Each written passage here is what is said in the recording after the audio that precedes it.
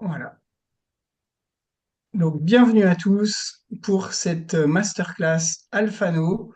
On est très heureux de vous avoir avec nous. On est très heureux d'avoir plein de monde et puis de parler du nouveau logiciel, puisque évidemment, je pense que tout le monde est très curieux de vouloir découvrir ce logiciel.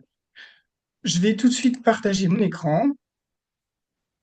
Alors, je le fais là, direct.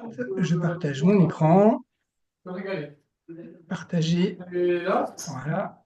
Et tout de suite la participation. Je vous demande, voilà. Alors, donc, la présentation de cette soirée, donc, pour le nouveau logiciel Alphano Data Analysis Pro, qui permet évidemment de pouvoir analyser ces données GPS que vous connaissez tous avec les boîtiers Alphano, dont la plupart disposent et qui sont bien connus. Donc, ce qu'on va vous proposer, en fait, c'est de comprendre comment on peut intégrer l'interprétation des données, en fait, hein, l'interprétation des données dans la performance, puisque la performance, en fait, en karting, évidemment, ça fait partie, il y a différentes choses à faire. Il faut savoir travailler ses réglages, bien sûr, approfondir ses repères, ça c'est pour le pilote. La vidéo aujourd'hui est quand même énormément utilisée et finalement on se rend compte que euh, les données Alphano, les données de GPS en fait sont une composante de la performance. Et c'est vraiment important de pouvoir les intégrer, de pouvoir comprendre ça pour pouvoir vraiment avoir une vision d'ensemble sur tout ce qu'on fait quand on roule. Alors, le déroulement de la masterclass, on a déjà parlé de la partie technique, donc je vais simplement parler du déroulement de ce qu'on va vous dire ce soir. Donc, on va vous présenter les capacités techniques du logiciel, montrer l'interprétation des données GPS, accélération, moteur. Et en fait, on va le faire ça, on va se répartir le travail avec Renaud pour qu'à la fois vous puissiez comprendre le logiciel, comprendre comment fonctionne le logiciel, et puis vous présenter des cas concrets. Donc moi, je le ferai avec des cas réels que j'ai encore vécu le week-end dernier ou il y a deux semaines avec des pilotes, et ça vous permettra de comprendre vraiment comment on va pouvoir interpréter ces données pour trouver la performance. Et puis, une session de questions-réponses. Donc, questions-réponses qui seront essentiellement avec le chat et que Guillaume traitera pour vous. Je me présente, j'ai déjà parlé, mais je me présente. Donc, je suis le fondateur de My Racing Coach. Je sais parmi vous qu'il y en a qui me connaissent ou déjà sur la piste ou alors parce qu'ils connaissent déjà My Racing Coach, bien sûr. Mon parcours, ouais, j'ai un BPGEPS, moniteur de sport automobile. Je pilote encore en F3 historique et je m'entraîne en KZ. Donc, je suis pas très très loin du karting. Je sais encore ce que ça fait de mettre les fesses dans un baquet et de tourner le volant. Et évidemment, je suis spécialiste en acquisition de données. Je me suis spécialisé dans ces acquis parce que pour moi, je trouve ça vraiment fondamental pour avoir un retour sur sa pratique, sans même parler de performance, déjà savoir ce qu'on fait sur la piste et puis avoir la capacité de s'améliorer. C'est vraiment nécessaire aujourd'hui. On a tout à disposition, toutes les données GPS pour être piloté en tout cas à son meilleur niveau ou en tout cas savoir comment faire pour y arriver. Et puis, avec moi ce soir, donc je vais passer la parole à Renaud qui va se présenter. Alors, bonsoir tout le monde et merci à tout le monde d'être présent ce soir pour cette masterclass. Heureux de m'être associé avec Stéphane et Guillaume de My Racing Coach qui vont faire un bon complément. Moi, je suis pas très bon en vidéo et ce genre de présentation et ça fait un bout de temps que je voulais le faire. Je le fais sur les circuits. Mais là, c'est une réelle opportunité, quelque chose de très bien pour tout le monde, parce que vous êtes en l'attente. Donc, je suis fondateur de Fun and Race, comme c'est écrit. Fun and Race, à l'origine, c'était l'organisation d'événements karting. Donc, depuis 2007, j'ai fait de ma passion mon boulot. Euh, je fais également, j'ai fait des années de karting, 5-6 ans d'années de karting dans les années 90.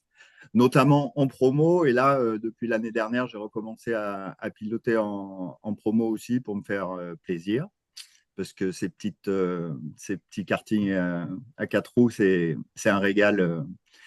Et je suis aussi le papa de Dorian, donc je suppose que la majorité d'entre vous le sait. Ça a été un parcours, je l'ai accompagné sur une dizaine d'années en karting. Et puis là, d'une manière globale, mais aussi avec un Alphano et des datas. Et dès 12 ans, elle savait lire ses datas et analyser ce qui se faisait en piste. Donc, je lui ai appris notamment ça avec toute une globalité de choses pour être pilote et un peu même beaucoup ce que fait My Racing Coach. Donc, c'est une association qui va de soi, je trouve. Et on va voir la partie data, mais il y a beaucoup de choses qui est proposée par My Racing Coach. Donc, et Stéphane vous en parlera un peu plus tard aussi. Mais voilà. Et l'activité Fun and Race m'a poussé à proposer des Alphano, des demandes de clients. Et depuis 2018, je suis l'importateur France, donc le représentant de la marque Alphano en France depuis 2018, avec une bonne association, une bonne relation avec l'usine et un bon maintenant réseau de revendeurs. Et notamment ce soir, j'ai beaucoup d'utilisateurs et aussi beaucoup de revendeurs qui sont là derrière l'écran. Et merci. Je crois que tout le monde a vraiment envie d'en savoir un petit peu plus, et c'est ce qu'on va faire dès maintenant euh, sur ce logiciel. Je dis un petit mot sur le matériel que vous connaissez. Le matériel, bon voilà, c'est principalement Alphano 6 et 7 hein, pour le karting. En tout cas, c'est là où on collecte toutes les données GPS, bien sûr. Et puis, bah, ce qu'on va vous demander aussi, alors pas forcément ce soir, hein, vous n'en avez pas besoin pour suivre la conférence, mais c'est de, bien évidemment, télécharger ce nouveau logiciel que vous allez pouvoir trouver directement sur le site Alphano. Donc voilà, en fonction de votre matériel, mais le nouveau logiciel, voilà, c'est le Ada Pro Windows. Donc ça, vous aurez l'opportunité de le télécharger et de pouvoir pratiquer une fois que vous aurez suivi ce qu'on va vous présenter. Euh, que je te propose, Renaud, puisqu'effectivement, donc là, sur la présentation, on a différentes infos que vous pouvez Oui, retrouver, mais c'est peut-être de passer directement sur un cas pratique et puis que tu oui, nous montres, bah voilà, déjà comment charger ces données. J'imagine qu'il y en a beaucoup qui le savent, mais c'est peut-être bien de faire un rappel et puis de montrer en fait comment on arrive, on passe du boîtier sur le logiciel et avoir une présentation du logiciel vraiment. oui, entendu. Alors, je vais vous partager l'écran. Ouais, je vais te donner Ouais. je vais te donner, Alors, on est bien conscient que ce soir, alors le logiciel est sorti en septembre. On n'a pas beaucoup communiqué parce qu'il est en totale évolution. Enfin, il était en évolution depuis. Là, il est quand même. On vous présente un outil abouti ce soir. Les, alors, j'essaye le partage d'écran. Les, est-ce que vous voyez mon écran? non, pas encore.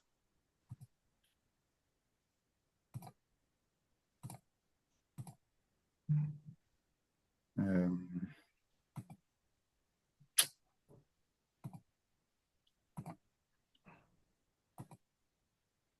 comment faire pour partager l'écran? En bas, partager. Partager, ouais, là, voilà, j'y suis. Voilà, ça y est, c'est bon. Alors, c'est un tableau blanc. Et là, Non, là, normalement, là, la là, t'es sur un DA Pro, tableau blanc. Euh, comment faire?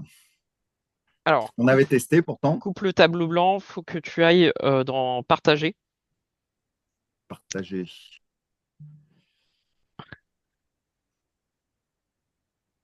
Je suis dans partager. Et normalement, tu dois avoir écran.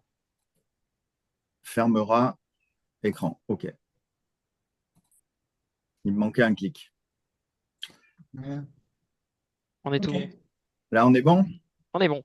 Oui, Alors, euh, les... donc je disais qu'on était bien conscient. Donc, pour une partie des utilisateurs qui sont derrière l'écran, comme Patricia, par exemple. Vous avez déjà, utilisé le logiciel et les transferts de données. Donc, il y a des choses qui vont être une répétition et autres. Mais il y a aussi, il faut avoir conscience qu'il y a beaucoup de gens ce soir et des gens qui vont découvrir l'application. Donc, ce sera un peu le b.a.-ba au début pour vous montrer. Donc, je vais vous montrer comment on fait un transfert de. On a fait une session ou des sessions, une journée ou une session pour transférer de l'Alphano vers l'application. On a le petit bouton à droite au milieu. On appuie pour se mettre en Bluetooth. On appuie une fois, on est en mode Bluetooth.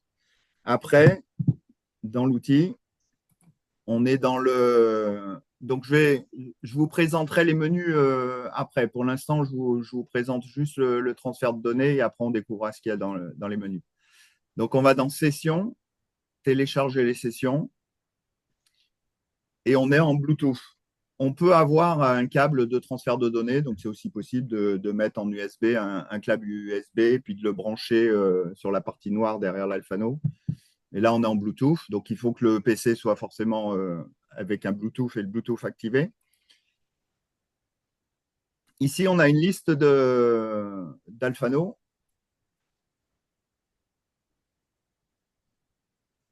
Donc là, j'en ai plusieurs. Je travaille sur les circuits avec beaucoup de personnes. Donc moi, la référence de l'Alphano est sur l'écran. Donc je vais chercher le D8CC.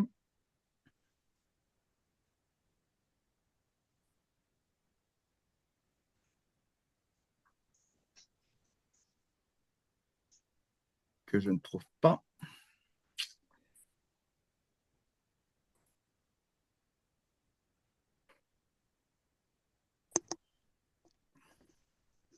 Donc j'ai refait une recherche là en bas en appuyant sur la loupe en bas. D8CC, c'est le premier là, ici. Donc je sélectionne l'Alphano et en bas de l'écran à gauche, vous avez une petite flèche qui descend vers le bas qui permet de se connecter à l'Alphano. Donc on se connecte à l'Alphano. Là, il s'est connecté à l'Alphano. Il me dit qu'un nouveau firmware est disponible. Donc, avec la version que j'ai de ADA, j'ai une nouvelle version de firmware de l'Alphano que je peux mettre à jour. C'est juste un message informatif. Et là, j'ai toutes les sessions qui sont sur mon Alphano. Un petit message à Yannick. On va dire qu'on était à Carpentras. On a une session. Je vais prendre celle-là, par exemple, à 4318. Donc, j'ai toutes les sessions qui sont dans l'Alphano et je vais les importer vers le PC. Donc là, j'en fais qu'une. Je sélectionne la session. Alors, on va peut-être en prendre une plus petite de 9 tours. Donc là, il y a le nombre de tours, la date, l'heure, le circuit, le nom du pilote. Je sélectionne, je coche et je fais télécharger.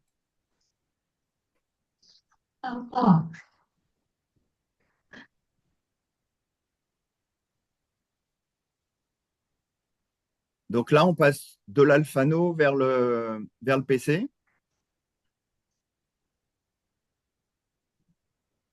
Une fois que c'est terminé, on retrouve cette session.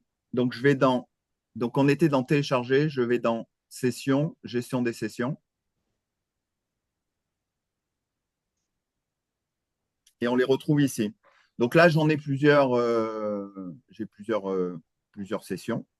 Donc ça, c'est au fil du temps, vous aurez plusieurs sessions. Ici, ce sont les C'est toutes sessions. tes Donc archives, en maintenant, fait. C'est tout ce que tu as enregistré, hein, voilà. depuis le Donc, début. Mm. ouais. Donc avec mes expériences sur le circuit, mes expériences personnelles et autres. Donc on a un tri par date. On a un tri par. Alors, je vais descendre un peu le pilote, l'écran. On a plusieurs en haut. On ne voit pas trop mon écran. Pourquoi?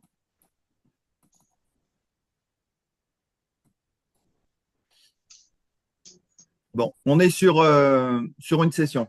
On va dire que là, vous envoyez des mises en avant et des grisées. Les grisées représentent celles que j'ai déjà chargées, enfin qui sont déjà disponibles à l'analyse. je vous montre où elles sont. Bon, j'ai un souci avec la définition de l'écran.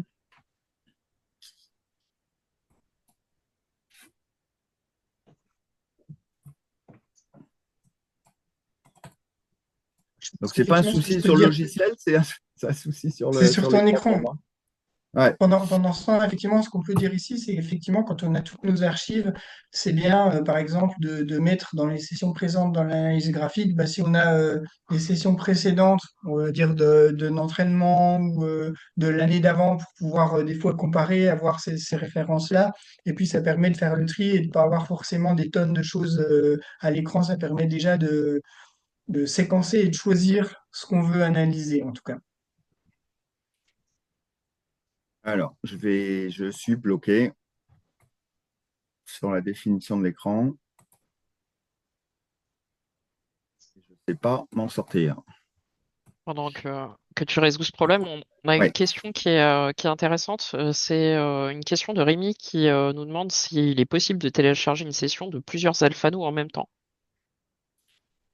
Alors, non. C'est Alphano par Alphano. On a vu qu'on allait chercher un Alphano et qu'après, on se connectait. Donc, on va chercher d'abord un Alphano, on se connecte, on télécharge les sessions d'Alphano.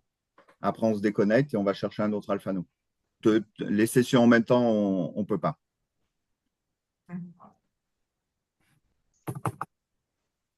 Bon, j'ai enlevé le partage là, et je suis toujours en Ouais. galère. Tu veux que je reprenne la Euh, présentation? attends, j'avais trouvé à sortir. Ouais, bah Donc, vas-y. sinon, tu pourras commenter directement sur Ouais, mon écran. ouais, vas-y. Ouais, ok. Alors, je reprends la main du coup. Hop, je récupère le statut d'hôte. Et puis, je vais pouvoir partager mon écran. Voilà. Je vous montre très rapidement, puisque ça, on va vous le faire parvenir dès demain par mail. C'est le support. Vous allez retrouver en fait les informations ici qu'on vous donne, en fait, que Renaud vous a donné. Vous allez les retrouver. Donc effectivement, vous pourrez retrouver la procédure. Voilà, vous voyez effectivement en quelques mots tout ce qu'on peut avoir. Maintenant, je vais passer directement sur l'Alphano, sur le logiciel. J'ai encore des gens qui y arrivent, ça c'est bien. Alors, sur le logiciel, et puis bah, du coup, on va faire ça un petit peu en duo, hein. Oui, ouais, Euh, je suis désolé. je peux C'est à pas- la fois, non, non, il n'y a pas de souci, à la fois présenter l'ensemble du logiciel et puis bah, passer sur des sessions voilà, qui nous semblent représentatives. Euh, déjà, bah, ce que on vous peut allez com- voir ici, en fait, sur la gauche, c'est toutes les sessions que vous avez chargées. Donc, en fait, là, j'en ai beaucoup. Je suis exactement sur le contre-exemple de ce que je vous ai dit qu'il fallait choisir ces sessions précisément. Mais c'est vrai que comme j'accompagne différents pilotes, bah, j'ai souvent les sessions qui s'enchaînent et j'ai beaucoup de circuits, en fait, qui sont là. Euh, et vous avez la fenêtre graphique principale, qui est celle sur laquelle on va avoir les différentes courbes que vous allez pouvoir analyser. Et sur la droite, il y a le cercle d'adhérence et la cartographie du circuit qui permet de voir les trajectoires. Et en bas, vous avez toutes les données en temps réel, en fait. Donc, quand on se déplace avec le curseur, en bas, vous avez les données en temps réel chiffrées. Tu voulais ajouter quelque chose, Renaud, sur cette Non, enfin, présentation-là? c'était pour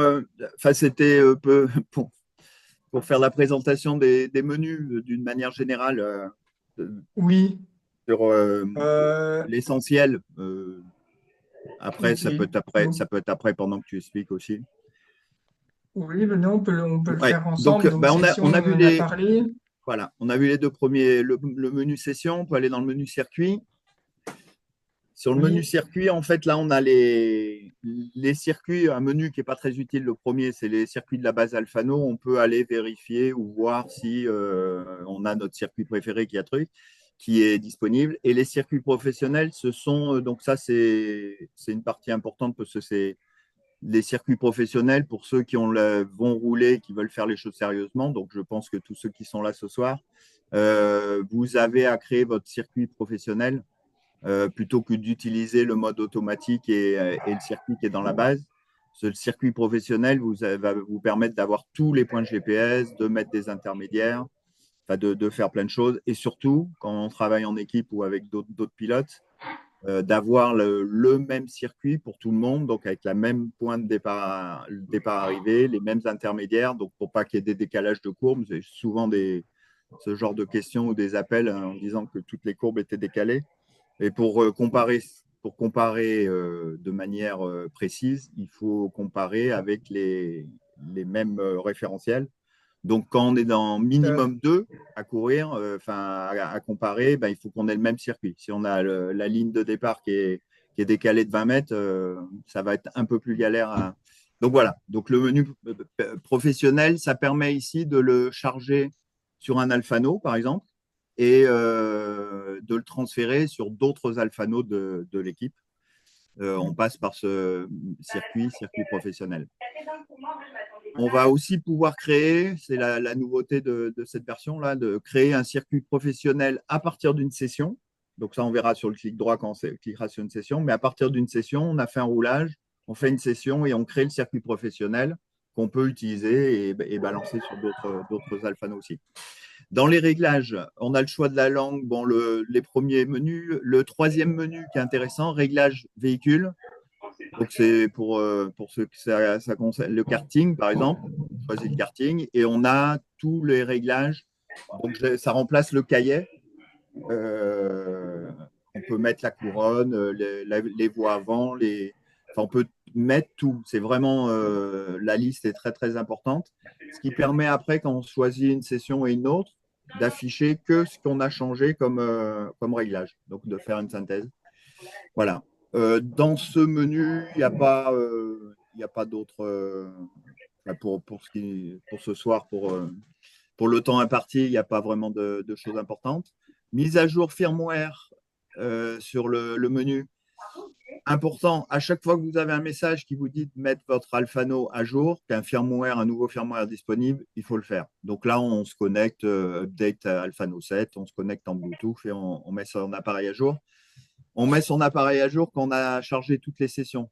Ça efface pas les paramétrages, ça efface que les sessions. Donc toutes les sessions, on les charge avant de mettre à jour le firmware. Affichage en course, c'est ce qu'on a à l'écran quand on est en piste. Donc on a un affichage figé qui est l'affichage fourni par l'usine et on a possibilité de faire 4 écrans personnalisés. Donc là, ça permet de faire des transferts d'un Alphano à un autre. Pareil, on construit un affichage course et après on le transfère à tous les copains ou tous les pilotes de l'équipe. Le menu suivant, c'est fenêtre disposition. Donc là, c'est important.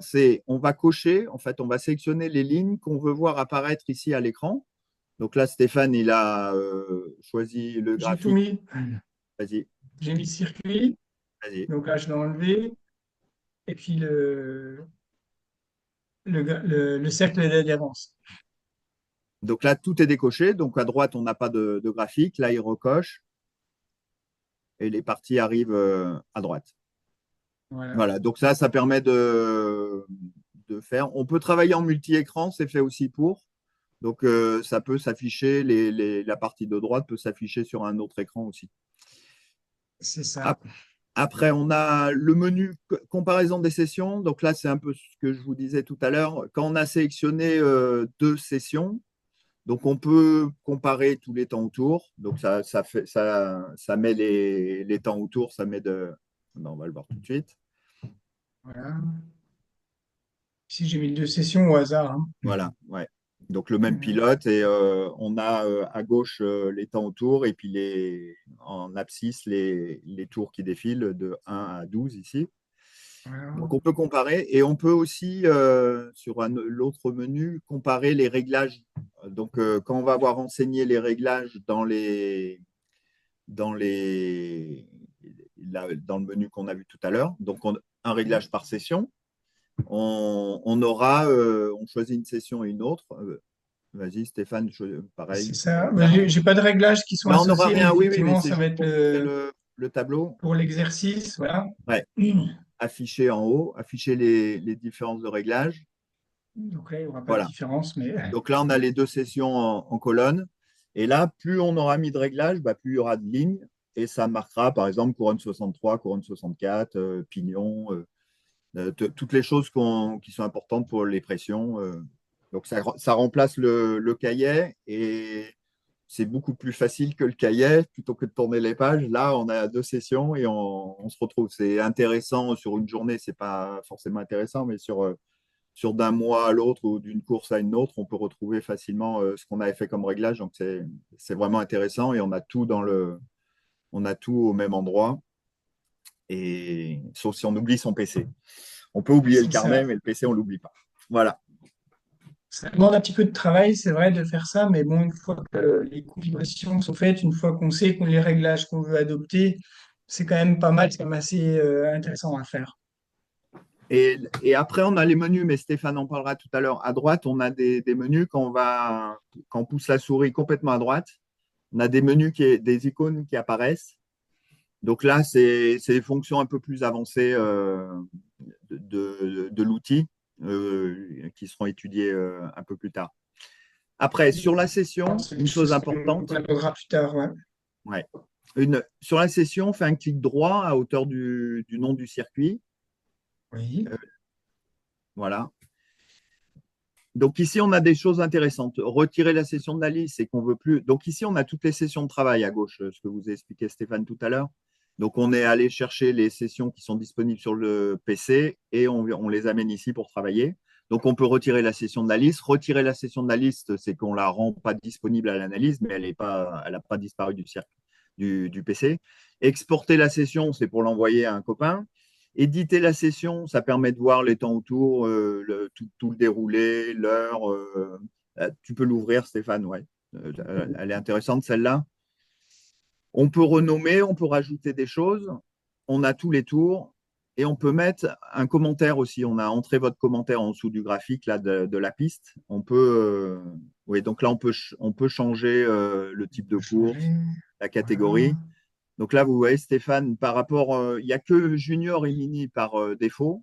Là, Stéphane a créé Mhm. plusieurs catégories. Ça permet c'est comme les dossiers sous Windows, ça permet de classer les sessions par catégorie pour les retrouver Mhm. après, pour les sélectionner. Donc là, on peut Les championnats, j'ai modifier. pas encore créé les championnats, mais on peut les Ouais, créer aussi également, ouais. ouais. Donc là, on a aussi pour les sessions, vous voyez en bas les temps moteurs. Donc j'ai souvent cette question-là. Les temps moteurs sont comptabilisés. Il faut faire démarrer le compteur dans l'Alphano à zéro, évidemment. Mais à chaque début de session, on a le temps de moteur au début de la session, temps de moteur en fin de roulage. Et à droite, donc, un commentaire où là, on peut mettre des commentaires. Il faisait beau, il y a un pilote qui a gêné, enfin des choses comme ça pour se souvenir pour se souvenir de ce qui s'est passé. Donc là, Voilà. c'est un menu qui est assez intéressant qu'on peut renseigner. On va revenir sur le clic droit. Ouais. Donc là, Nickel. l'enregistrement se fait toujours quand on ferme. Il n'y a pas besoin de valider. Dès qu'on ferme la fenêtre en haut à gauche, en haut à droite, on enregistre. Oui, Donc, c'est ce que clic, ça m'a demandé.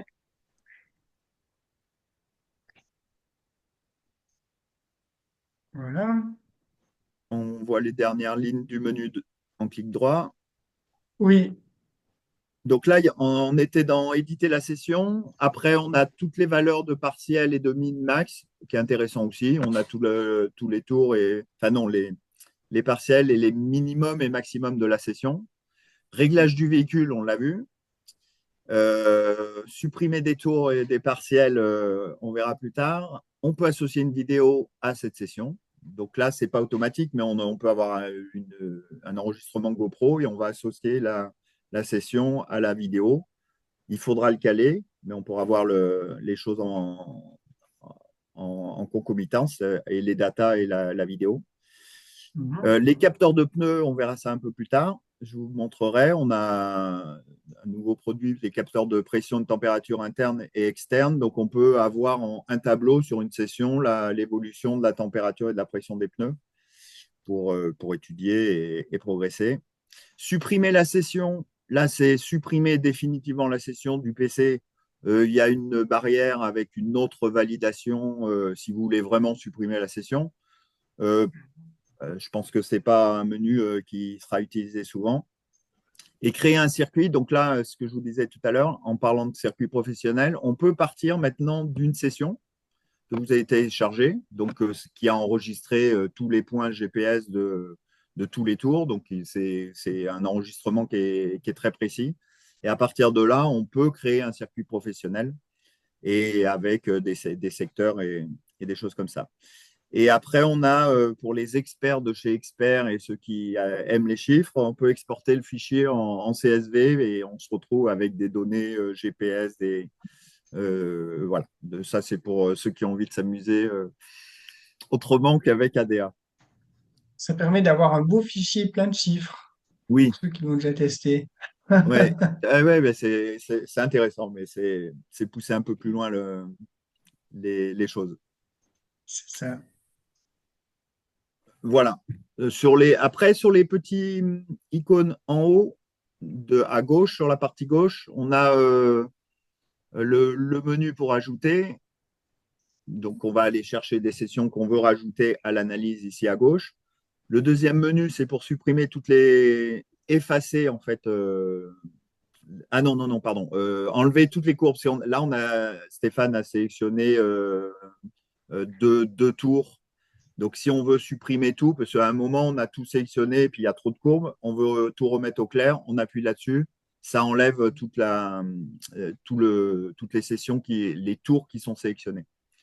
Et on On peut repart à zéro. Voilà, on repart à zéro. Dans une session qui est ouverte, on peut trier par ordre de tours, tour 1, 2, 3, 4, 5, ou par ordre, par défaut, c'est par meilleur tour en premier, donc ça peut être le 10e tour. Donc là, par exemple, on Ouais. est sur une session qui est triée dans l'ordre des chronos. Donc le Oui. meilleur chrono au tour 7, le deuxième meilleur chrono au tour 8.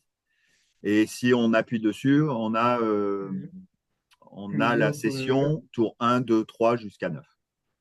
Donc, c'est ça. c'est deux manières d'afficher la session. Et là, je sélectionne. Le menu suivant, là, A à Z, bon, là, c'est pas forcément utile. C'est pour les sessions qui sont sélectionnées, elles vont être, c'est par, voilà, trier les sessions par pilote. S'il y a plusieurs pilotes, ça peut être intéressant. S'il n'y a que vous, ce menu n'est pas utile. Le menu suivant, c'est pour supprimer toutes les sessions, effacer toute la liste. Donc là tout ce qui est à gauche, là, si on efface, il n'y a rien de dramatique. J'ai souvent la question. C'est juste pour travailler les graphiques qu'on fait. Si on efface les sessions, là, on va dans gestion, session et session, gestion des sessions et on rappelle les sessions sur lesquelles on souhaite travailler. Le, Oui. le dernier, oui, là, si on clique dessus, on a les sessions, on peut appeler les 5 dernières sessions. Donc, alors là, je sais, c'est nouveau. C'est peut-être les 5 dernières sessions qu'on a travaillées ou les 5 dernières sessions téléchargées. Je n'ai pas fait le test encore. Chargé, oui. Ouais, Chargé, je crois. d'accord. Mm. Ouais. Donc voilà. Et le petit cadenas, donc là, il est fermé. Ça verrouille les parties. La partie gauche, la partie graphique, la partie droite avec d'autres graphiques. Si on ouvre le cadenas, vas-y. Si par exemple voilà, Euh, on a mis la souris sur le graphique, l'écran, la partie graphique s'étale. Si on revient sur les chronos à gauche, les chronos s'élargissent. mm. Donc ça donne une petite souplesse de visualisation. Ça permet d'avoir plus de place, oui, sur la partie graphique, mais voilà, c'est un choix en fait. C'est vraiment un choix d'utilisateur. Oui. Là, sur la partie droite, sur l'écran qu'on a avec le circuit, on a une petite flèche qui permet de grandir voilà, de grandir le graphique. D'avoir une fenêtre déportée, oui. Donc ça, pour ceux qui travaillent avec deux écrans, on peut le mettre sur l'écran à droite ou à gauche. Et puis, on a les graphiques, on peut baisser un peu. Voilà. Ça permet de grossir un peu la vision de Google, des tracés Et avec aller voir Google. les différences de trajectoire, effectivement. Ça, on le reverra tout à l'heure. On Je vais verra leur tout à l'heure. remontrer, on va en Ouais. reparler en tout cas. Ouais. Ok. Voilà. Pour la présentation générale, en bas, on a le cercle d'adhérence avec les données longitude et latitude, les G. Et en bas, on a toutes les sessions qu'on a sélectionnées, donc les tours qu'on a sélectionnés. On a des données, temps, distance, les régimes moteurs, les températures échappement, des choses comme ça. Donc, au fur et à mesure qu'on alimente, on a le tableau qui se grandit en bas. C'est ça. Ça permet d'avoir une vision. Et quand on fait défiler sur le graphique, on a les valeurs qui défilent également en bas pour voir des données plus précises à certains endroits. Exactement. Voilà. Je ne sais pas si. Oui, on fait les questions après. Ouais. Donc voilà, pour la présentation générale de ADA Pro. Il y C'est avait déjà bien complet, ouais. j'ai vu une question dans le chat. Il y a le ADA Pro, en fait, c'est l'application qui va être développée, maintenue et autres. On n'aura pas ça sur les applications, enfin pas dans l'immédiat, sur les applications smartphone et tablettes. Donc c'est vraiment une application PC ADA Pro qui sera le plus développée à l'avenir. Alors pendant 3 ans, j'ai dit, ou 4 ans, j'ai dit à tout le monde d'acheter des tablettes, mais c'est aussi possible de travailler sur tablette, hein. Mais là, on a vraiment passé un cap l'année dernière, notamment avec l'association avec Tony Cart. Donc il y a eu beaucoup de travail pour les analyses de données et On le on a eu, logiciel. on a eu aussi une question qui est souvent revenue un petit peu sur la même thématique concernant une version Mac. Non, Euh, oui, pas de version Mac, pas dans l'immédiat. À toi, Stéphane, si tu veux. Ok. Ok. Eh bien, merci en tout cas déjà pour cette présentation d'ensemble du logiciel. Moi, ce que je vais faire, bon, en fait, voilà, j'ai quelques analyses là que j'ai un petit peu choisies, et puis on va vraiment rentrer dans le détail de l'analyse, de qu'est-ce qu'on regarde quand on fait des analyses, parce que j'imagine quand même que c'est aussi quelque chose qu'on a envie de savoir ce soir. Et là, par exemple, sur ce que j'ai choisi ici, en fait, c'est quelque chose que je trouve vraiment intéressant. C'est qu'on parle toujours de régularité et on dit, bah, voilà, là, on a un pilote, une pilote en l'occurrence, qui a fait sur 2 tours d'affilée 47-68 exactement. Donc on dit, ouais, c'est quand même chouette, c'est qu'il y a une base, c'est qu'il y a pas mal de régularité.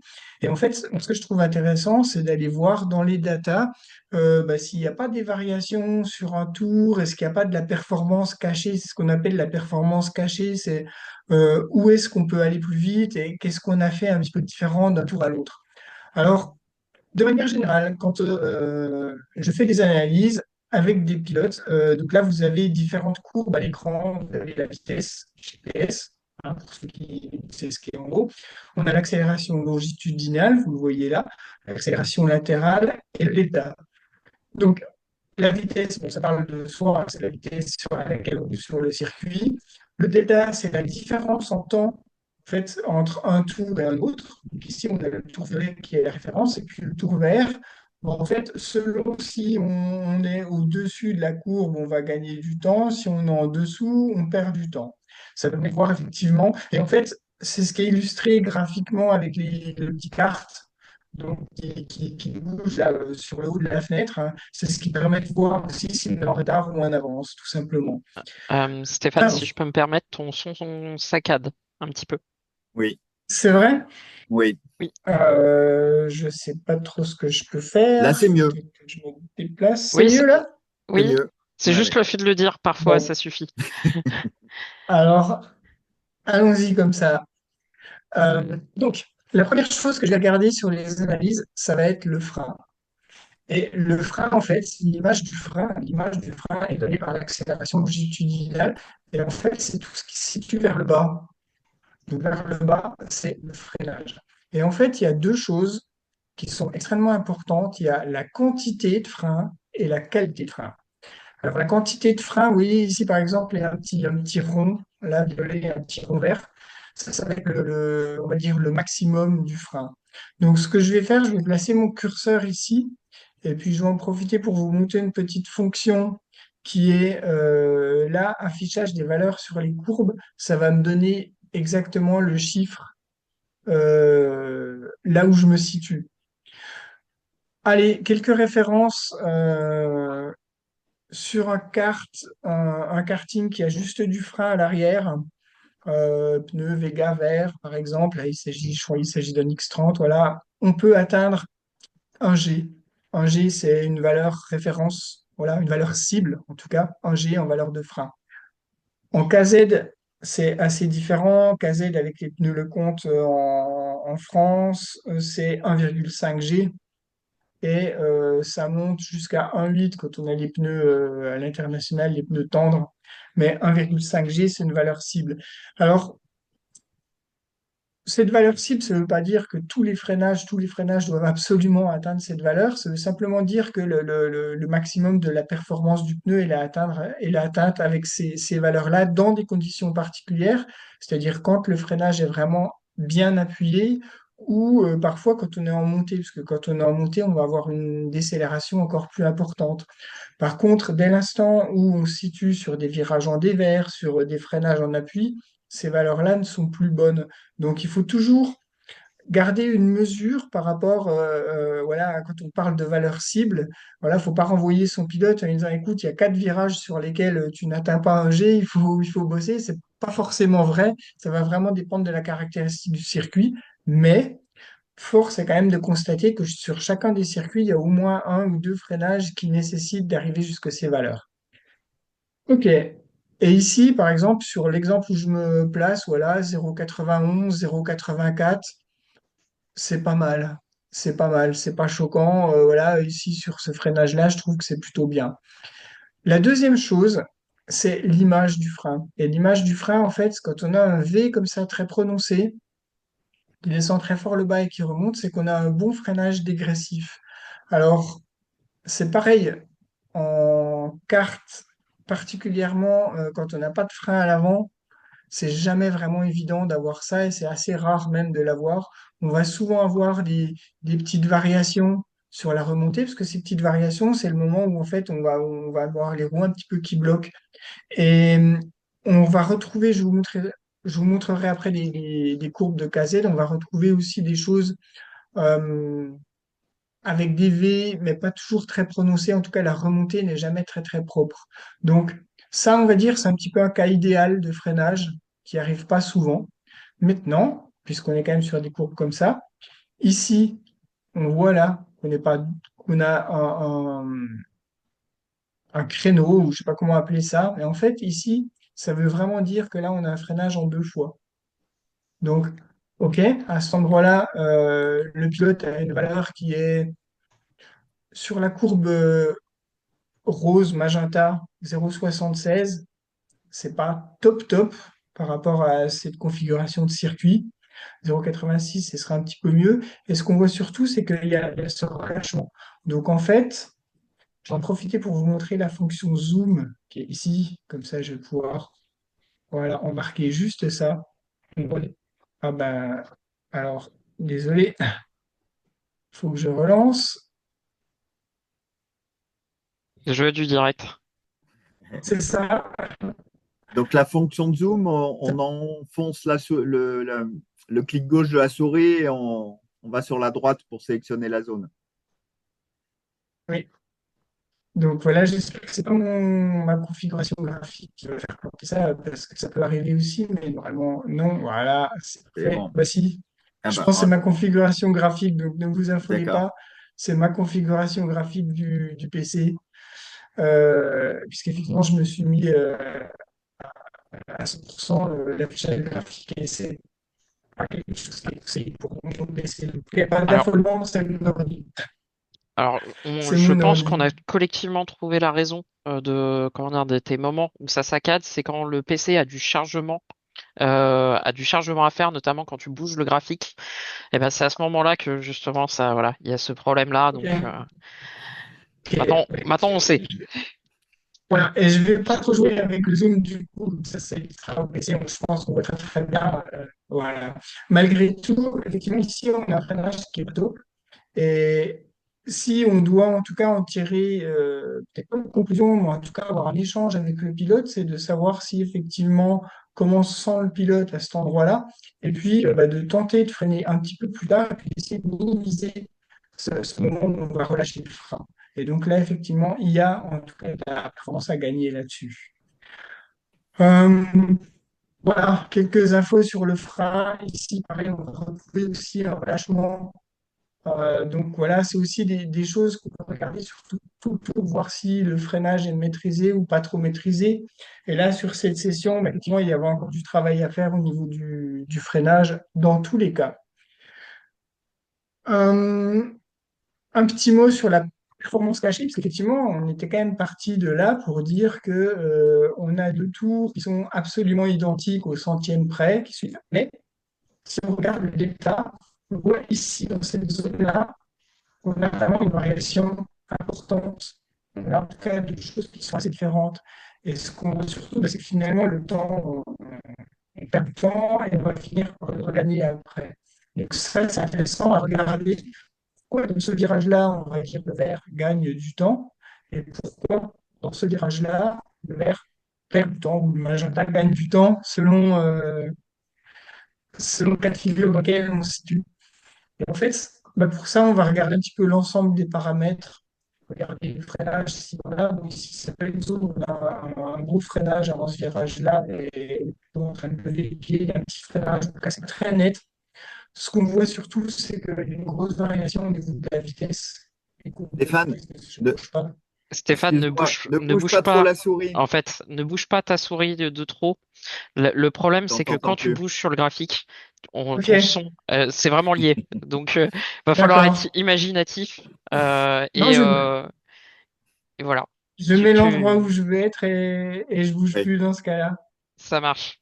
Ok, ok. Faut quand même un minimum de confort d'écoute, hein, si déjà qu'on dit, ok. Donc, je reprends effectivement dire que à cet endroit-là, là où j'ai placé la souris, il y a une variation au niveau de la vitesse, que le freinage, c'est pas un gros freinage, donc c'est pas très très net, c'est pas tellement là où il faut chercher des choses, et que j'aimerais bien aller voir du côté de la trajectoire ici, et je crois qu'on l'avait déjà montré tout à l'heure. On voit ici qu'on a deux trajectoires qui sont très différentes sur cet endroit-là. Et donc, évidemment, euh, il faut parler avec le pilote pour comprendre ce qui s'est passé à cet endroit-là, ou en tout cas, après, en tirer des conclusions. Pour tirer des conclusions, il faut toujours regarder plusieurs tours pour voir s'il y a un niveau de performance. Mais le plus évident, alors quand on fait ces datas soi-même, il faut se rappeler effectivement ce qu'on a fait, c'est facile. Et quand on fait des datas pour un pilote, ben, il y a beaucoup de discussions à avoir parce que le chemin le plus rapide vers les datas, ça reste le pilote. Et nous, on le dit beaucoup à My Racing Coach, c'est que les data, ça part du pilote, parce que en fait, le pilote, il faut non seulement qu'il soit capable d'expliquer ce qu'il a fait, mais on veut qu'il soit capable de changer les choses.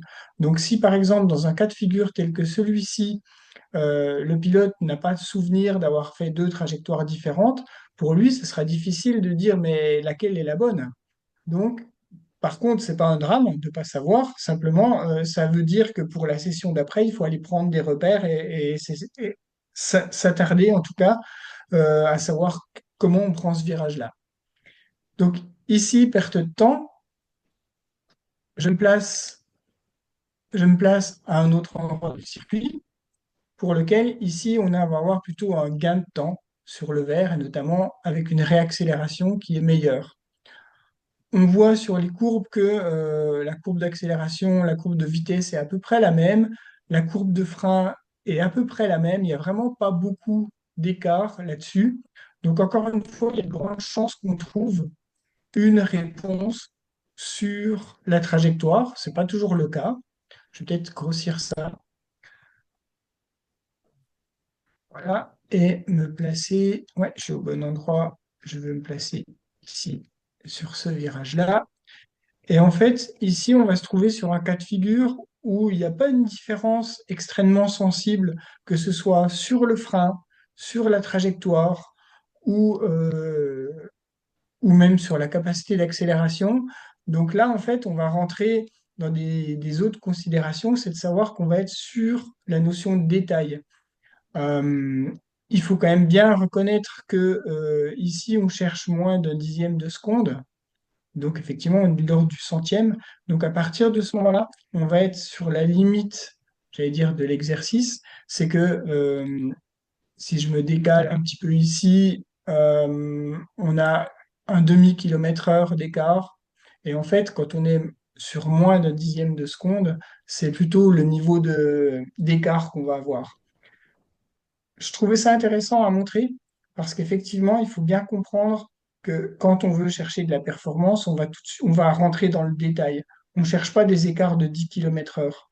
1 km heure autour, on a déjà beaucoup posé cette question, mais 1 km heure autour, ça fait entre 5 et 7 dixièmes selon la configuration du circuit. Donc quand on cherche moins d'un dixième, effectivement, il ne peut pas y avoir des écarts chronométriques, des écarts en vitesse énormes. Voilà pour un premier exercice. Guillaume, est-ce qu'il y a des questions à ce moment-là? Oui, alors j'ai des questions donc notamment sur alors est-ce que le Delta GPS est dispo sur la version smartphone tablette? Oui. J'ai d'autres questions, on va essayer d'aller vite. Quelle est la précision et la fréquence du GPS? Donc là, sur l'Alphano 7, on est en 25 Hertz, donc c'est-à-dire 25 données à la seconde. Sur l'Alphano 6, on est en 10 Hertz, 10 données à la seconde. Après, donc c'est plus précis, 25 données à la seconde. Et derrière ça, il y a tout un travail de l'ingénieur chez Alphano qui retravaille les données, qui les lise par rapport à la vitesse. Enfin, il y a plein de choses qui sont rajoutées en plus. Mais plus on a de données à la seconde, plus la trajectoire est précise. On parlait de trajectoire et les données. Sur un temps autour, on va être toujours précis. Entre un point et un autre point départ ou les intermédiaires, on sera toujours précis. Avec du 25 Hertz, on sera plus précis sur la trajectoire et puis aussi dans un secteur. Et voilà, c'est pas, c'est comme une puissance. Si on l'utilise mal, on n'utilise pas toute la puissance. Là, c'est pareil. On a 25 Hertz, mais il y a tout un travail de l'ingénieur derrière Alphano qui est fait pour rendre des données exploitables et correctes. Ok. Est-ce qu'il est possible de télécharger les sessions Wi-Fi? Non, non. On est en. Le Wi-Fi sur l'Alphano 7, le wireless sur l'Alphano 7, c'est la nouveauté, c'est pour éviter les câbles pour les capteurs de pneus, de pression et de température. Sinon, toutes les communications sont en mode Bluetooth. Donc, il y a une nouveauté sur l'Alphano 7. Effectivement, tout à l'heure, je disais, quand on télécharge, on appuie une fois sur le bouton au milieu à droite. Si on appuie deux fois, on tombe sur le wireless et qui n'est pas utile pour l'instant. Enfin, il est utile quand on a les capteurs de. Mais si on est en wireless, on ne peut pas transférer les données. Donc là, ça peut planter. J'ai eu des appels pour ça. Donc on n'appuie qu'une fois et toutes les données sont transférées du PC vers l'Alphano ou l'Alphano vers le PC en Bluetooth. Une autre question, quelle est la distance maxi pour télécharger les sessions? Je crois que c'est 5-8 mètres le Bluetooth. C'est moins que le Wi-Fi, c'est sûr. Le temps moteur peut être modifié que dans l'Alphano. Euh, c'est une question. Oui, c'est une question. Est-ce qu'il peut être Euh, modifié que dans l'Alphano? Euh, bah, c'est l'essentiel. Oui, on peut nommer les moteurs dans l'Alphano en fait et mettre, si on a déjà roulé 1 heure, on peut le mettre, faire démarrer le compteur à 1 heure par exemple. Modifier dans les sessions, j'ai jamais testé, mais c'est pas, je vois pas l'intérêt. Mais peut-être que c'est faisable. Là où on était tout à l'heure dans éditer la session, faudrait voir si c'est possible de changer les heures. Ok. Est-ce que l'association avec vidéo est uniquement avec une GoPro ou on peut utiliser d'autres caméras? Dans d'autres, tous les formats sont Oui, acceptés. Ouais. du moment que c'est un format MP4, je suppose. Oui. Ok. Combien de tours on peut sélectionner en même temps? Je crois que ça va. Jusqu'à C'est- 10. ouais, mais c'est pas une, on va dire, c'est pas une bonne question. Ça va devenir. Désolé pour celui qui a posé la question ou celle qui a posé la question. Non, s'il y a trop de données, c'est illisible. Donc, En fait, par expérience, c'est c'est 2, 3 tours maximum qu'on puisse superposer pour bien travailler. Sinon, je pense que ça sert à rien. c'est la réponse à donner, Renaud, c'est la capacité d'analyse de l'ingénieur qui est derrière D'accord. l'ordinateur, quoi. Bon, bah, alors, il y en a qui peuvent faire Si, 10. pardon. Ouais. On a vraiment beaucoup de questions, mais on en a quand même beaucoup qui sont intéressantes et j'essaye de sélectionner un maximum celles qui sont générales et applicables au plus de monde. Donc, désolé si certaines questions précises sont pas répondues ce soir. Euh, on a une question qui est, en plus des valeurs d'accélération latérale et longitudinale, peut-on également avoir les valeurs de jerk latérale et longitudinale? Un livre de quoi? Les valeurs de jerk latérale et longitudinale. Je sais Je, pas je ce que connais c'est pas. que les valeurs de Ouais, jerk. moi non plus. Moi non plus. Euh, peut-on se servir de ces datas pour optimiser le rapport pignon-couronne, s'il vous plaît? Oui, bien sûr. Ben, ok, ça va. Ouais, ouais. Je vais. Bonne Du coup, transition. j'enchaîne. Allez, j'enchaîne sur une petite partie d'analyse, puisqu'effectivement, entre-temps, vous m'avez vu peut-être changer des choses à l'écran.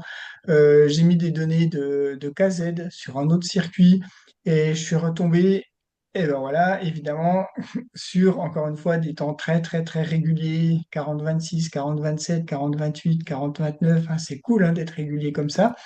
Et puis de voir là où on a des différences. Donc, je ne vais pas bouger la souris, je vais venir ici et donner les valeurs.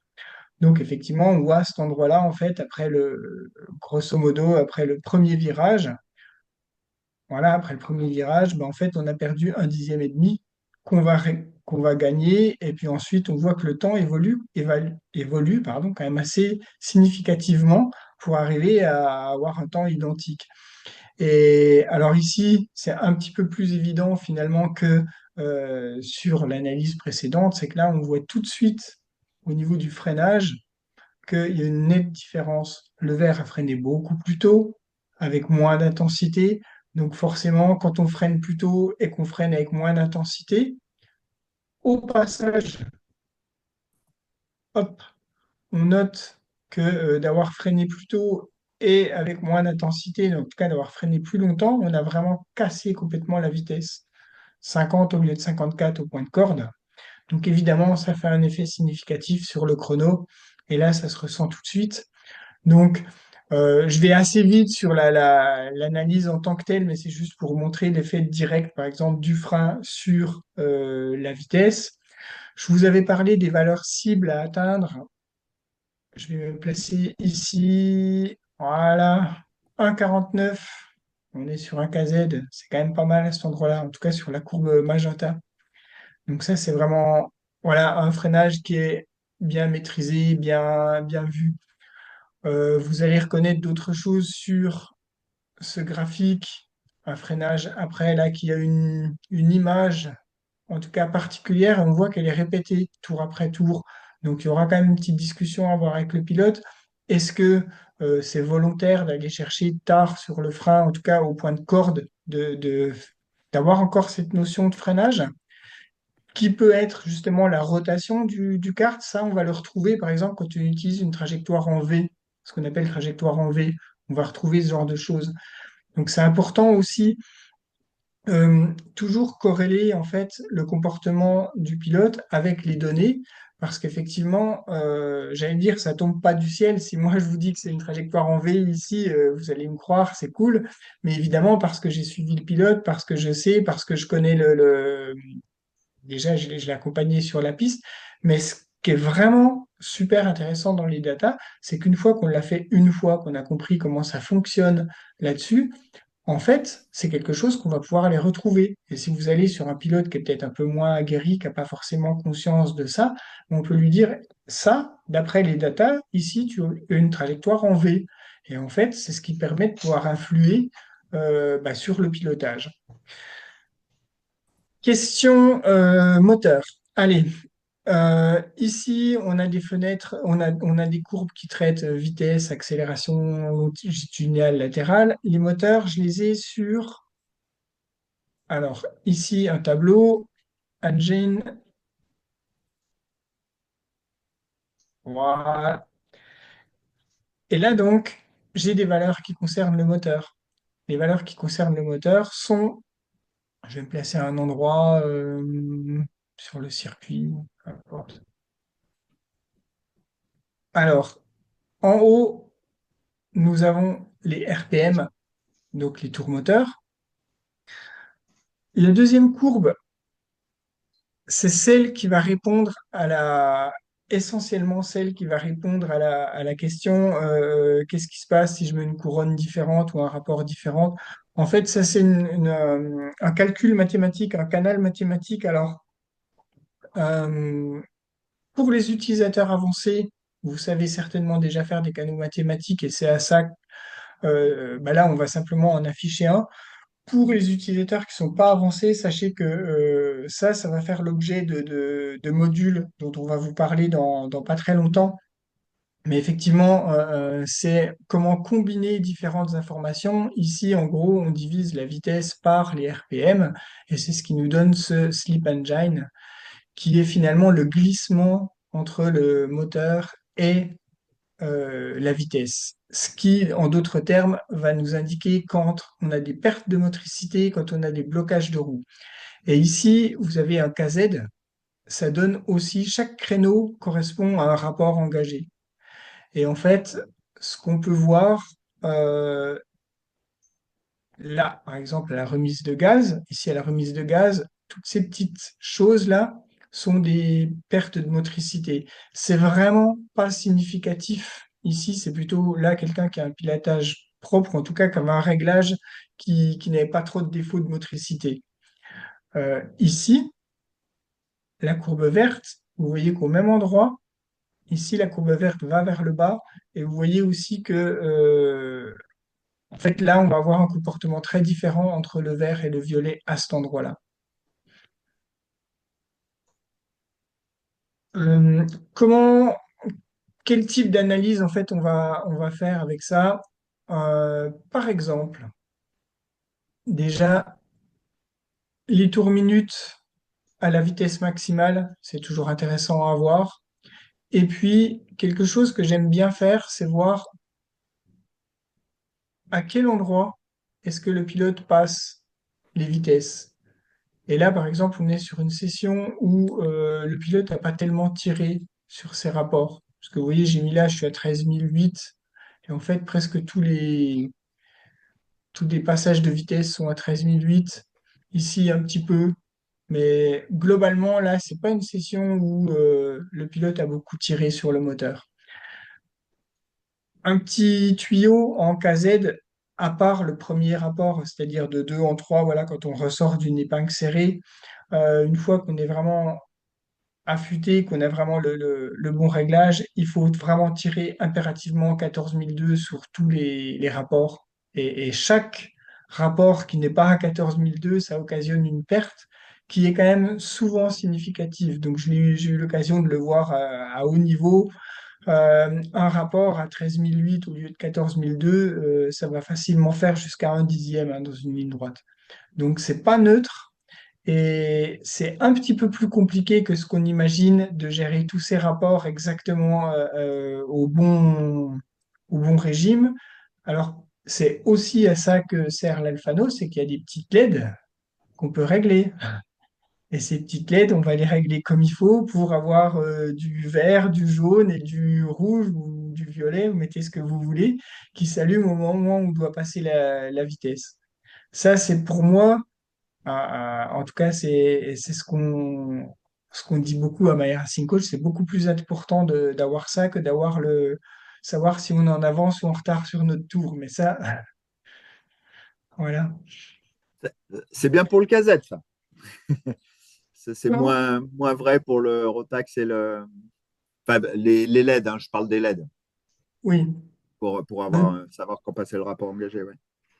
oui, pour l'autre, pour les cartes sans boîte, ben effectivement, on va chercher à savoir où est son rapport maxi, où est ses RPM maxi, ses RPM mini, et voir si effectivement on est dans la plage d'utilisation du moteur et l'adapter, quoi. Mm, mm.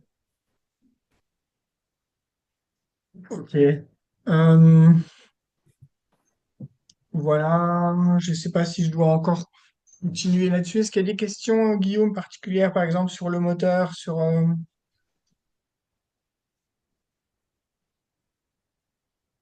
Alors oui, je vous en ai sélectionné quelques-unes. Je vous reprends tout de suite. Donc sur le moteur, on avait comment modifier le nombre d'heures de moteur sur l'Alphano. Ça a déjà été posé, ouais. Ouais, on avait déjà eu la réponse. Peut-on décaler les courbes entre deux pilotes de différents niveaux pour comparer le dernier secteur? Pardon, Euh, attends, juste, je reviens sur la question. Je la vois. En fait, c'était léger, latéral et longitudinal. Donc, oui, Eddy, on peut avoir c'est ce qu'on a vu à Monsieur le l'écran, hein. pilote Eddy Coubard qui pose la question. Oui, on peut Ah bah avoir, on oui. a tous les latérales, longitudinales et on a de droite à gauche, avant et derrière. Donc, effectivement, il y a tout ça. Ah oui, c'est ce qu'on avait à l'écran d'ailleurs, hein, léger, les Oui, oui, oui, oui. longitudinaux et légers latéraux. Là en bas, sur le graphique à droite, en bas à droite, on a tout le graphique de tout ce qu'il y a eu comme mouvements latéraux et longitudinaux. Oui. Ta C'est question, Guillaume? d'ailleurs, Pardon. Oui, je rebondis là-dessus, Renaud, parce qu'effectivement, j'en ai pas parlé ce soir, parce que c'est ce graphique, voilà, un petit peu ouais, en bas à droite, là, le cercle d'adhérence, c'est fondamental. C'est fondamental pour comprendre ce qui se passe dans un virage. C'est là où on va voir si où fait tourner, où le pilote fait tourner son kart. Est-ce qu'il se sert du freinage? Est-ce qu'il le fait au point de corde ou est-ce qu'il perd complètement la motricité? Et c'est avec cette combinaison des jets longitudinaux plus latéraux qu'on va réussir à mettre ça en évidence. Alors, on va pas le montrer ce soir, mais ok, ça fait l'objet d'une session approfondie, mais c'est fondamental. oui. J'avoue que en carte, c'est ce que je regarde le plus pour faire progresser les pilotes. Donc pour revenir, oui, tu me demandais donc la question juste d'avant, c'est est-ce qu'on Oui, peut décaler les courbes entre deux pilotes de différents niveaux pour comparer le dernier secteur, par exemple? oui, oui, c'est possible. C'est, Euh, alors, oui, Pardon. vraiment, pour juste un virage, une sortie de virage, les choses, on peut effectivement décaler. Mais oui, c'est possible. Il y Avec, Euh, a avec certainement derrière aussi cette question, j'en profite pour passer là sur le distance et temps, en fait, échelle de temps et échelle de distance. Et ici, on n'a rien du tout parce qu'on a le même temps, mais ce qui peut arriver, c'est effectivement quand on a deux pilotes qui ont des temps très très différents, on ne va pas du tout retrouver la même échelle. Donc c'est pour ça on conseille de passer en distance. C'est vraiment là où on devrait avoir en tout cas la même les plus proches. représentation tout au long de... Ouais. Après avoir sélectionné plusieurs tours, le logiciel peut-il donner le chrono idéal? Ah, ça c'est une bonne question. Euh, le chrono idéal, en fait, il dépend des secteurs qu'on va pouvoir définir. Et en fait, ça fait partie d'une chose qui se trouve à droite, qui est ici, sur ce petit icône, rajouter des partiels virtuels. On va pas le faire ce soir, encore une fois, désolé. Il va falloir revenir pour les prochaines. Mais par contre, c'est vraiment fondamental. C'est vraiment fondamental de créer ces secteurs parce que la création de secteurs, on va pouvoir la choisir de virage à virage, de frein à frein. C'est à peu près comme ça qu'on le fait habituellement, de frein à frein, et on va isoler les virages. Et ça, c'est super parce que ça permet en fait justement d'aller chercher le meilleur de ce qu'on a fait. Alors après, ça demande un petit boulot d'analyse, c'est qu'il faut aller dans chacun des tours, voir dans quel virage on a été bon et de recompiler le tour idéal. Mais encore une fois, cette notion de tour idéal, faut bien avoir en esprit qu'il faut que ce soit représentatif. Donc, si on fait des découpages qui sont pas les bons, ben, en gros, on va nous dire que pour faire le tour idéal, il faut freiner extrêmement tard, le plus tard possible. Et puis, le tour d'après, il faut accélérer le plus tôt possible. Donc, évidemment, on se rend bien compte que c'est pas possible à faire en même temps. Voilà pourquoi il faut le faire de cette manière-là. Une petite question sur c'est quoi le Sleep Engine Math? Yes, c'est comme je l'ai dit, c'est un canal mathématique qu'on se crée soi-même en divisant les RPM par la vitesse, ou l'inverse, je ne sais plus, mais en tout cas, c'est le rapport des tours minutes par rapport à la vitesse, et ça donne le glissement, c'est-à-dire, je leur explique tout ce qui est droit, tout ce qu'on voit droit, c'est que toute la puissance passe. Par contre, dès l'instant où on a des petites choses qui varient en hauteur, c'est que la puissance ne passe pas, ou pour un blocage de roue quand on est sur un freinage, ou alors en perte de motricité quand on est en train de prendre un virage, parce que vous le savez bien qu'il n'y a pas de différentiel. Donc à un moment donné, il faut quand même bien faire tourner le kart, et c'est avec ça qu'on le voit également.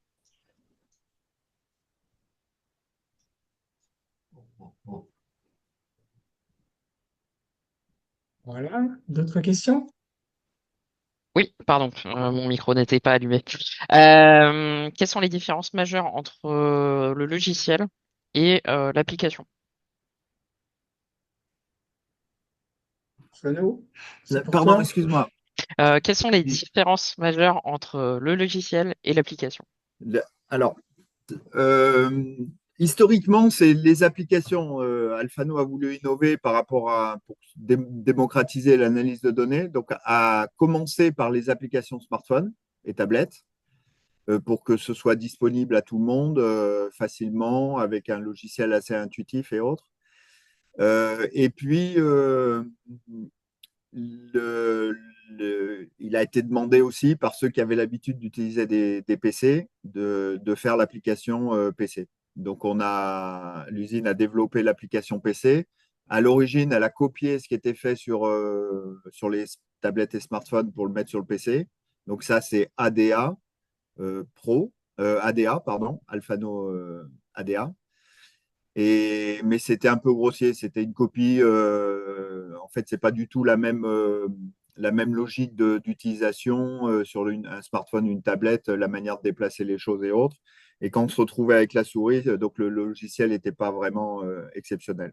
Donc le ADA Pro est venu de là pour faire évoluer vraiment et rendre le truc plus pro et puis se rapprocher un peu plus de Ray Studio 3 et enfin, des habitudes de ceux qui potentiellement pouvaient, et certains l'ont fait, de basculer vers Alphano. Voilà. Donc là, il y a vraiment une grosse différence maintenant entre l'application smartphone, mais qui est utilisable pour beaucoup de choses, hein. On peut travailler sur un week-end de course avec une tablette. Ça, il y a déjà beaucoup de choses. Les canaux mathématiques, non, mais tout le reste de ce que vient d'expliquer Stéphane, on peut y travailler.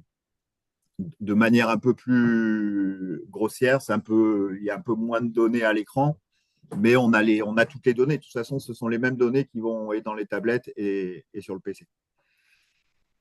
Euh, Stéphane, est-ce que tu peux montrer la courbe du Sleep Engine, les points que tu as expliqués tout à l'heure? Ouais. Euh, eh bien, alors, je vais le faire avec, bougez pas, je vais le faire ici,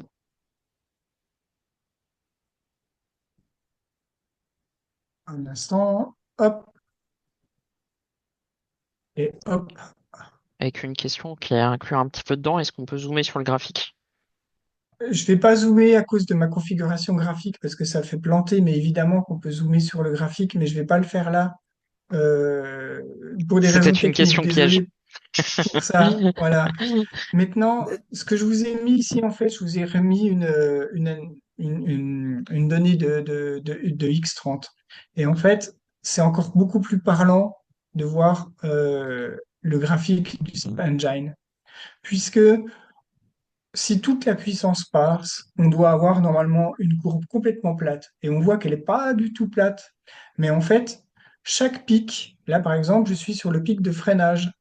Et en fait, ça veut simplement dire au frein que les roues tournent moins vite que la vitesse du kart, ce qui est logique, puisque en fait, quand on freine, on est un petit peu en train de bloquer les roues. Et ce qui est intéressant de regarder, c'est les courbes qui sont vers le bas.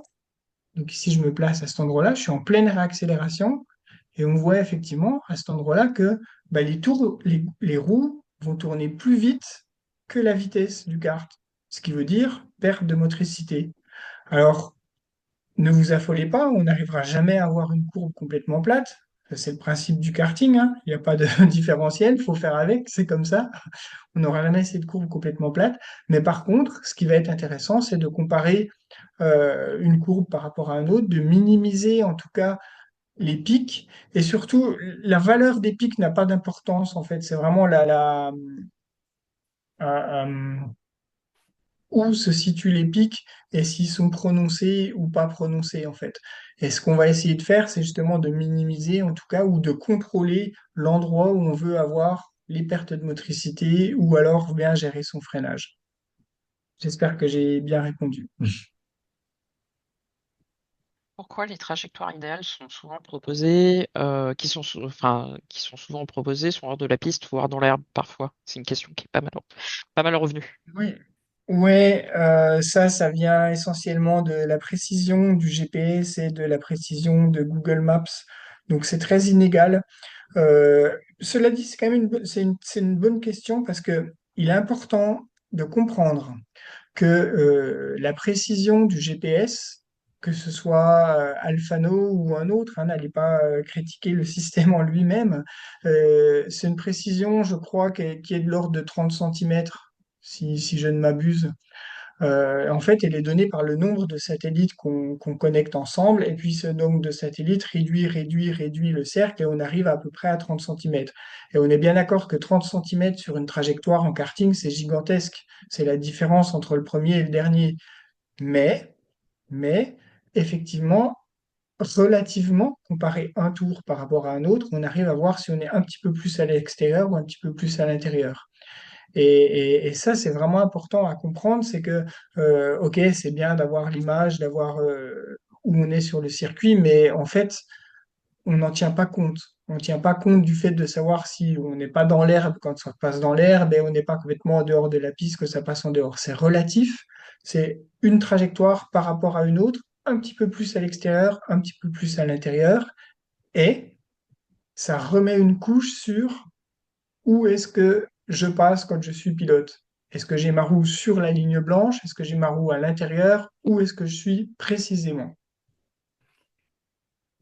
Bonne réponse, Euh, Stéphane. Moi, je compléterais. Il y a aussi euh, un usage qu'il faut avoir en habitude. C'est qu'on doit toujours, je le dis et je le répète tout le temps quand je suis sur les circuits, euh, le GPS, en fait, si on met l'Alphano en veille ou si on l'éteint, il s'endort.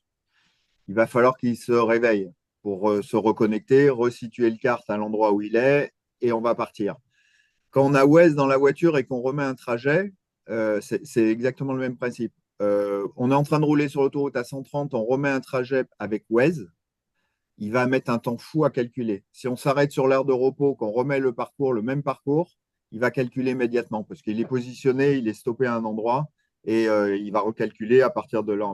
Alors que si on roule à 130, eh ben, il y a une nouvelle adresse GPS qui est là tout le temps. Pour dire que l'Alphano, en fait, moi je le conseille, il a une batterie qui est énorme, c'est de le laisser allumer qui se mette même pas en veille, donc le laisser allumer toute la journée, notamment pour ceux qui ont un Alphano 6. Et il reste allumé, donc il sait exactement où il est tout le temps. Quand on est sous une tente, ça va. Quand on est sous un abri fermé, Ce qui est bien, c'est qu'un quart d'heure avant, on mette le quart dehors ou, pour qu'il puisse vraiment se situer. Et si on a ça, 90%, 95%, on ne se retrouve pas dans l'herbe. Il n'y a pas de trajectoire dans l'herbe. Donc c'est important aussi. Il faut qu'il soit situé. Mais Stéphane avait raison. On compare, quand on fait des analyses avec l'Alphano, on compare toujours avec le même référentiel. Donc peu importe où est la piste, si ça passe un peu dans l'herbe, c'est les courbes qu'il faut. Donc une session à une autre, les courbes, les enregistrements seront au même point. Donc, on peut comparer une session avec une autre.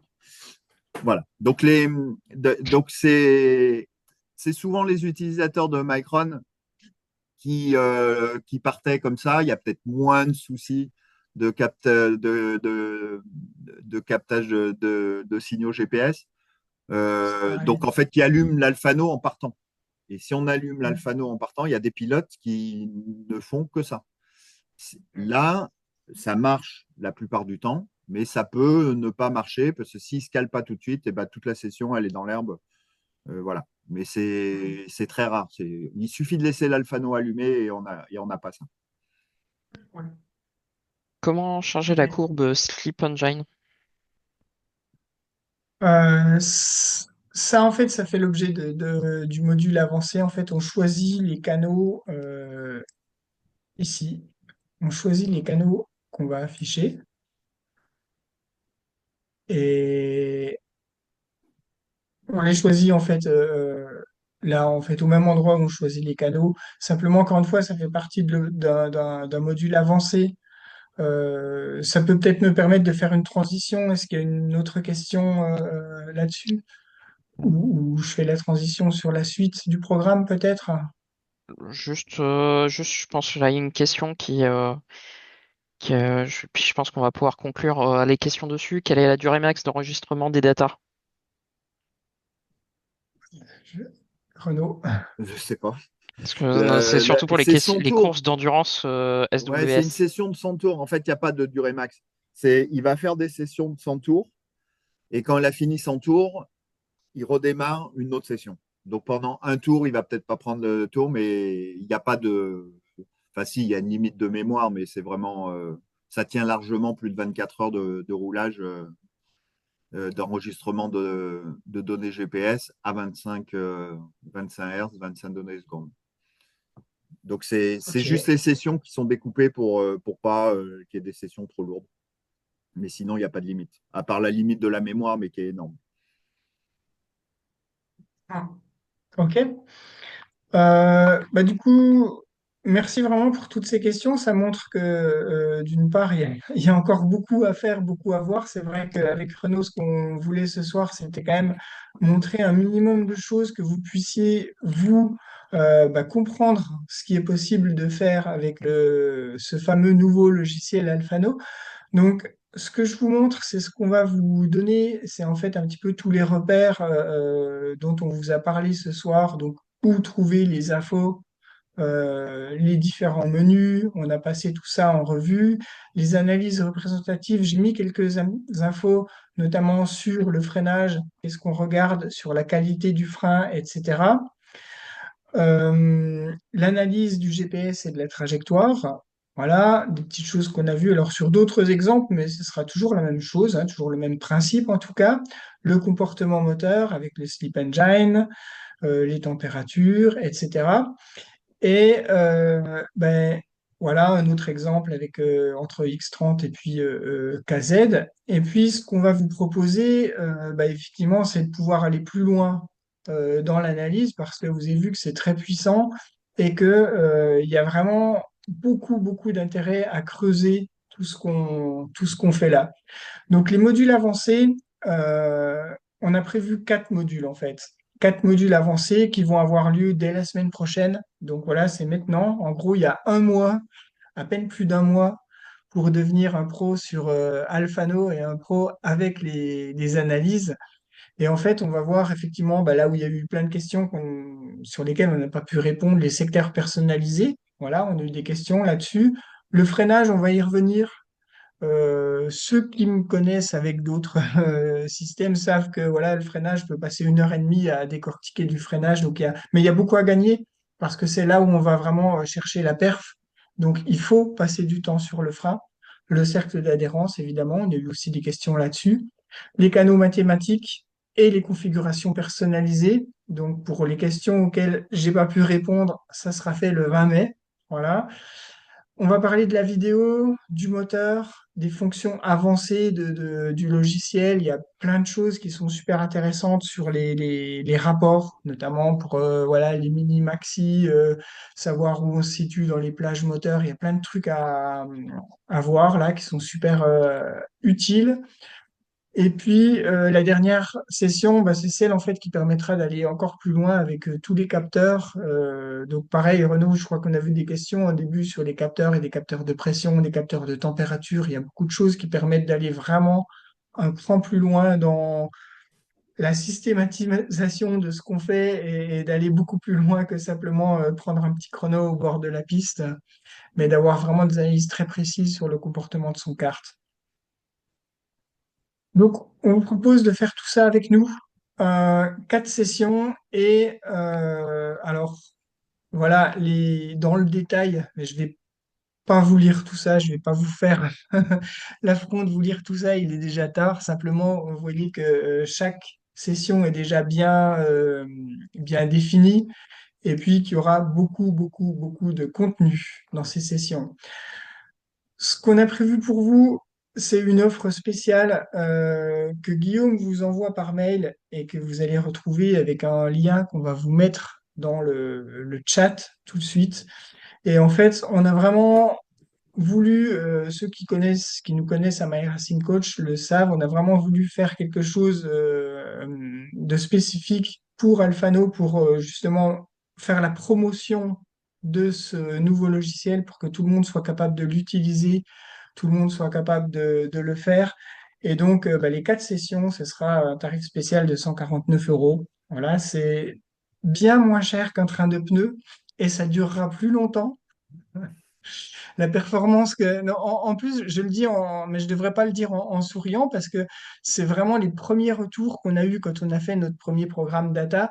Mais en fait, les dixièmes qu'on gagne là, c'est des dixièmes qui sont gagnés à vie. Et c'est vrai.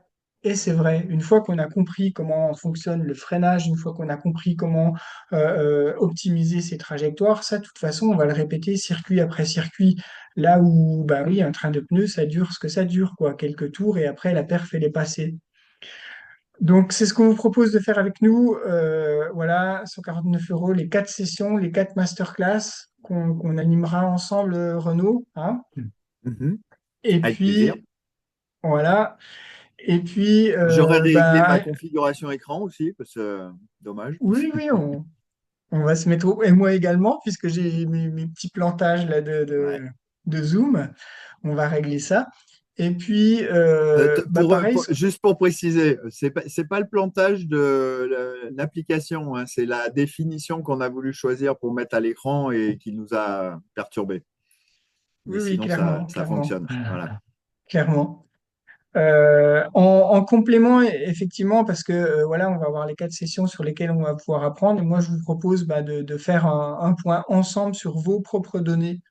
Donc voilà, en direct avec votre logiciel quand vous l'aurez téléchargé ou vous m'envoyez des datas et puis on le fait ensemble et ça vous permettra vraiment de comprendre et d'être sûr de votre protocole puisque ce qui est vraiment intéressant à faire, c'est d'avoir son protocole d'analyse.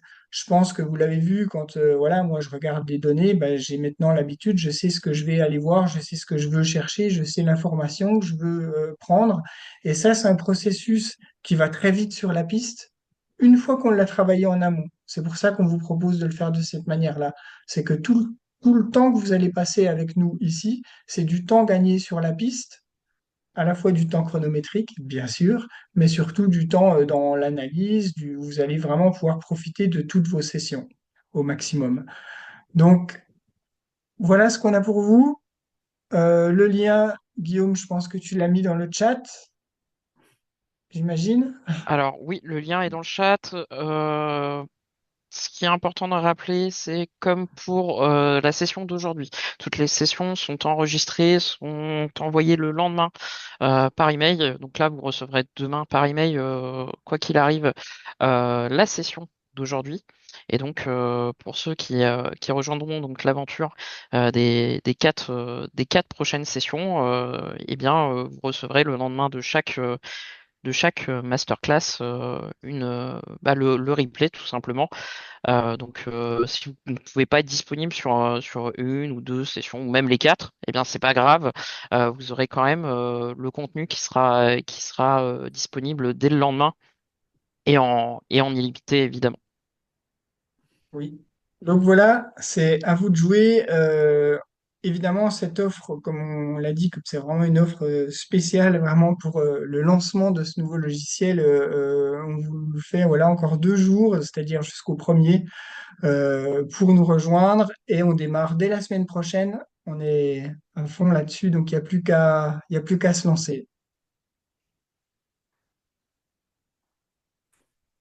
Il y a certaines questions directement liées à l'usage de l'Alfano. Vous pouvez me contacter en direct dès demain. Je vois les 18 000 tours et autres, c'est des choses faciles à régler, c'est pas un problème d'Alfano. Ben voilà, il y a 4-5 questions là auxquelles je peux répondre. Vous me contactez directement, Pour te je vous contacter, à la rigueur, répondrai est-ce que demain. tu peux me mettre ton adresse mail dans le chat? Oui, Comme ça, oui, oui, oui, ça sera le plus simple. Effectivement, on a eu pas mal de questions très très oui, précises oui, aujourd'hui, et c'est vrai que j'ai essayé de sélectionner oui, oui, les oui, oui. questions les plus généralistes. Je suis désolé pour ceux qui n'ont pas forcément pu avoir réponse à leurs questions qui étaient particulières, mais en tout cas, n'hésitez pas à envoyer un email à Renaud et Voilà, ou il y aura donc m'appeler. la Et puis réponse. j'ai fait des petites vidéos aussi sur YouTube, la chaîne YouTube Alphano France, où il y a l'explication justement sur les RPM ou des choses comme ça. Mais n'hésitez pas à m'appeler ou m'écrire, je répondrai. Ça marche. Et ben en tout cas, voilà. Merci à vous de nous avoir accompagnés ce soir. J'espère que vous avez eu plein d'infos. Et puis on sera encore plus heureux de continuer avec vous pour faire l'ensemble du programme et puis que vous deveniez des pros sur Alphano. Ça va être l'objectif. Merci à vous. Merci pour Merci votre Renaud pour ta disponibilité. Un participation. soir de match du PSG. Bien vu.